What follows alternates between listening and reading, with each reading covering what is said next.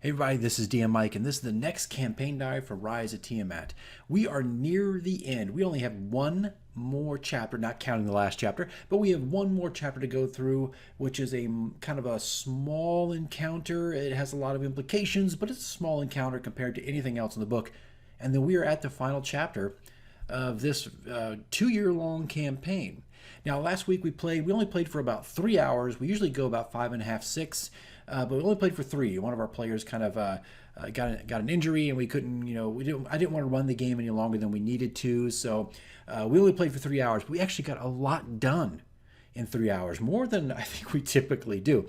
But we had a really, really good time. Matter of fact, I pulled away from combat. I really wanted to get away from all this drawn-out combat. I mean, for some people it's fun. I get that. I think as a DM, I was getting a little fatigued with these really long combat sessions.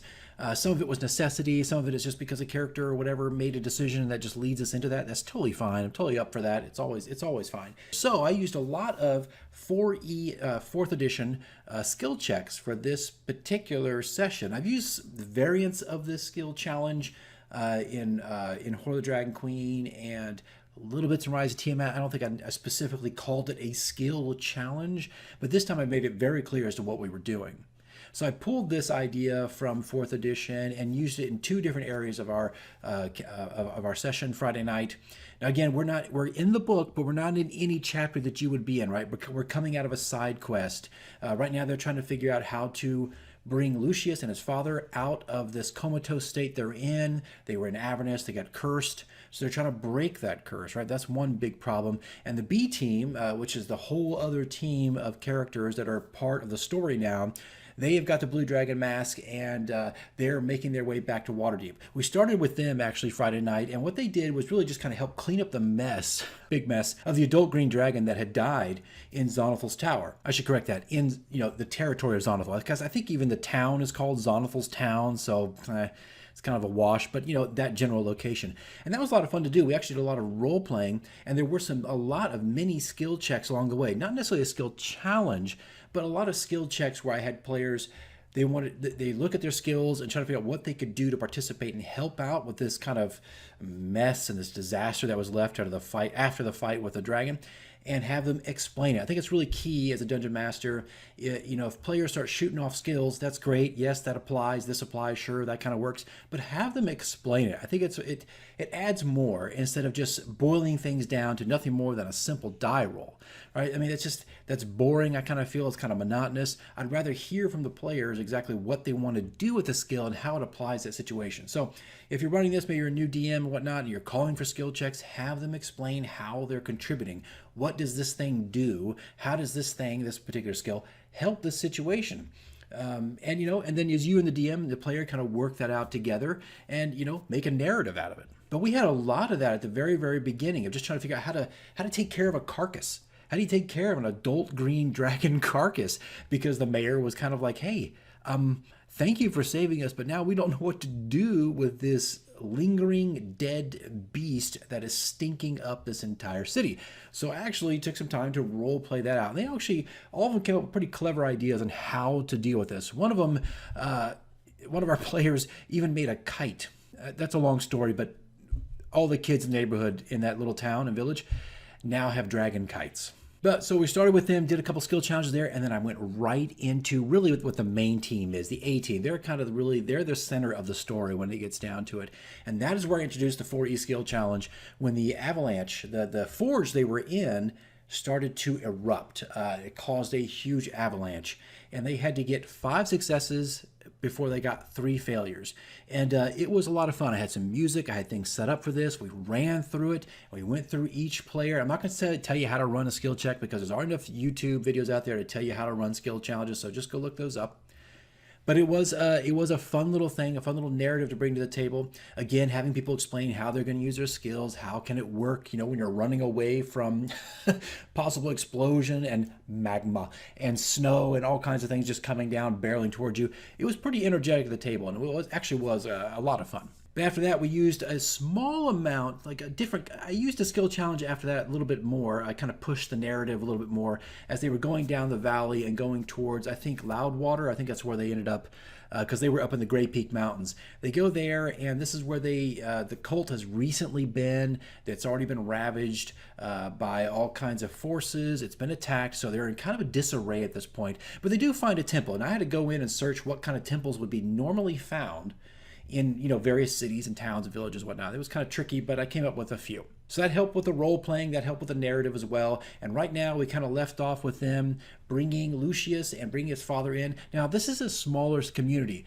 They're not going to be able to handle the curse or whatever is afflicting Lucius's father. They're really going to have to go to Waterdeep or Baldur's Gate or somewhere else that can really handle that kind of situation. But they were able to bring Lucius, or at least help Lucius, in the temple. Now, this was a lot of fun. This was another skill challenge I did because I knew, again, I'm getting away from combat, kind of bored with combat right now. So I introduced another skill challenge. Now here's how I handled the curse that was given to Lucius from Avernus. The characters, the players, had to enter Lucius's mind as avatars, just kind of ghostly images, had to go into his mind and root out all the evil that was starting to take over his mind and his personality, right? And I'll show you a little bit of the map here, not a lot of it because we haven't explored all of it, but I drew all this in a Sketchbook Pro and brought it into Affinity Photo and kind of compiled the map together. And it's not all fleshed out here because I don't want to give it all away, but this is where they're in right now. And it was a lot of fun to do. And the skill challenge was them passing their own souls, their own minds into Lucius's, and there was two skills they had to roll against, Arcana and Religion, and if they passed them both, and nothing happened when they made that transfer into his body guided by an archbishop. But if they failed once or twice, it would do some kind of damage to them. One of them being it could take so many hit points off, and if you failed both of the skill challenges, you would lose hit points, and you would have an automatic fail.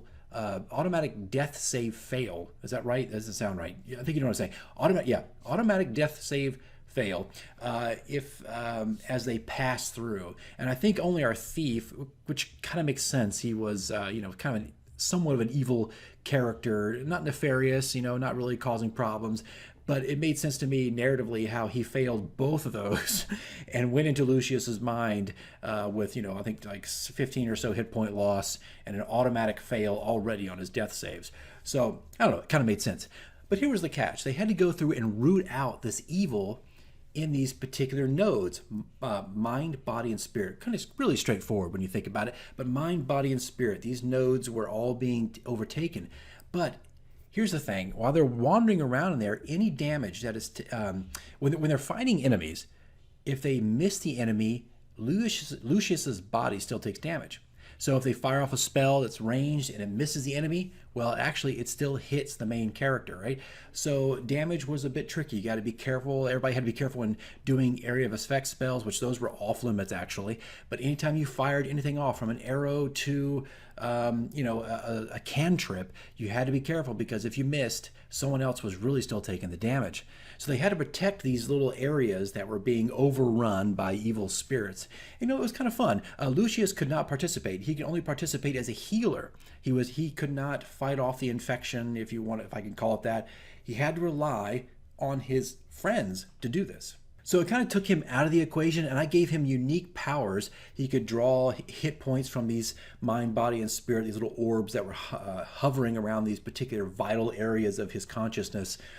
He can absorb healing from them, from these orbs, and also heal his friends. But he could not actually cause damage. He could not attack the enemy. He has to really rely on his fellow rat catchers to actually save him from this curse. So anyway, guys, that's where we tackled one node of this area. I think we're in the mind area, and they managed to fight off the wretched, who I've never used before, and that's where we kind of ended it. And that was our 3-hour time slot. Again, I didn't want to go too far because it was kind of a rough night. But that's it, guys. That's all that happened that evening. It was a fun little romp inside the mine. Again, I'm pulling away from combat, doing more skill challenges. But of course, this Friday when we actually meet, we're going to still be doing the last bits of the dungeon crawl, and then we're going to enter the one of the last chapters, and then it's break time, and I'm going to sit back and try to, build on this entire huge encounter with Tiamat and the cult, and have one last final session and close the books, literally, on Tyranny of Dragons. All right, guys, that's it. I'll see you in the next one.